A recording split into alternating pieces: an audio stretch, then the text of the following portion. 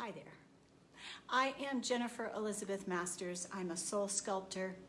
I help you break out of the mold of past trauma and heartbreak so that you can have the life and amazing business of your dreams. Narcissists have come into, I would say, the forefront of our minds a lot recently. Probably more so in the last 4 years than ever before. And it may seem like everyone that you meet is a narcissist, and you might be wondering why. And I'll give you a couple of pointers as to why this is happening. You know, the whole planet is undergoing mass change. We are waking up.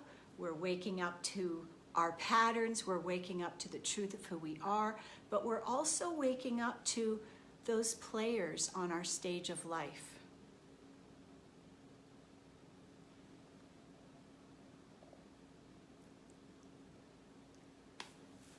So when we start waking up to who we are, we still, because of our past trauma, may not be completely aware of narcissistic abuse if it started in our childhood. And why is this the case? Why is this apparent? Well, the reason that we don't recognize narcissistic abuse when one of our parents was a narcissist is because that was all we knew. We were programmed with this narcissistic behavior from the start. And so we've been sort of backpedaling, trying to stay up. You know, how can I make you happy, mommy? How can I get you to love me, mommy? How can I receive validation from you? How is it that I can get your attention? How can I get your love? And so when we grow up with narcissists as parents, whether it's one or two, then we don't recognize it because it has become part of our filter. The way we see the world, the way we see love, the way we see people is through the parental filter of narcissism. And so until we start to turn around and face the narcissist. Now, I will say this about all of us. Every single person on this planet has narcissistic tendencies and traits. It's part of our human makeup. But when I'll tell you how to recognize a narcissist. A narcissist will get really angry if you call them out. A narcissist cannot take kindly to criticism and will get very angry. A narcissist will never say they are sorry. A narcissist will blame you, probably for everything. You ruined my day. You ruined my birthday. How could you ruin my evening? We will get blamed for ruining everything by a narcissist because everything is our fault, because a narcissist has no problems, they have no flaws and faults, according to them.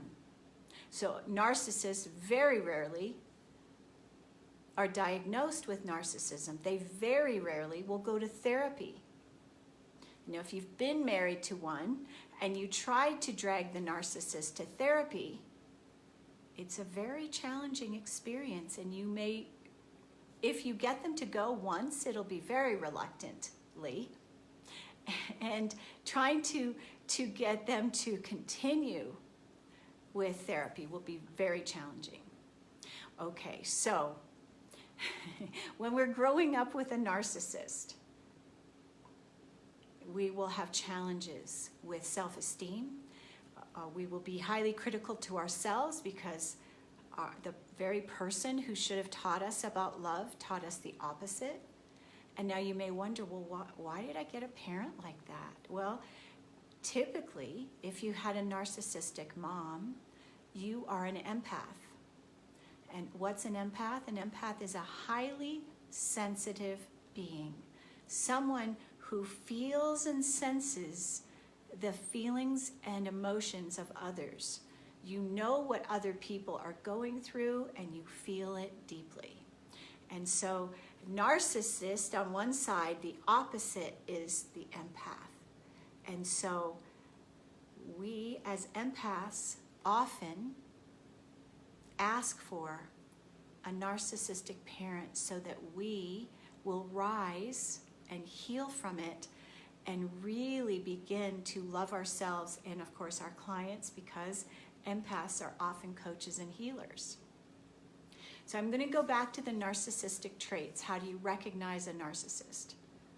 Well, a narcissist will gaslight. And what is gaslighting? That is when you know something to be true, but they tell you that you're mistaken. And then you start to believe what they are saying about your experience and wondering, am I crazy? Did I really remember it wrong? Maybe I did. Gaslighting is when we start to question our own sanity and we start believing what the other person is telling us instead of what really took place. Gaslighting happens. Perhaps you caught your lover or husband or wife in an affair and they tell you you're mistaken. You didn't see that. Absolutely not. You didn't see that. You didn't hear me talking to them on the phone. So they'll make you think and believe that what you saw isn't real, isn't true. And that in turn makes you start to question your sanity, question reality.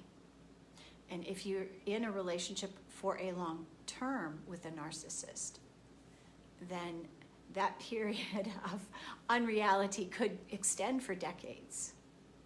But you can. There is a way out of it, and the way out of it is to turn and face the truth. And now calling a narcissist out is my next video. I'm not going to go into that in this one. It's an entirely different subject. So there are certain traits that a narcissist has. They appear to have a huge ego, be extremely confident, very charismatic, very appealing and attractive. We are attracted to their charisma. And narcissists are often leaders, politicians. They could be spiritual leaders, like heads of churches or spiritual organizations. But you might find one as a parent.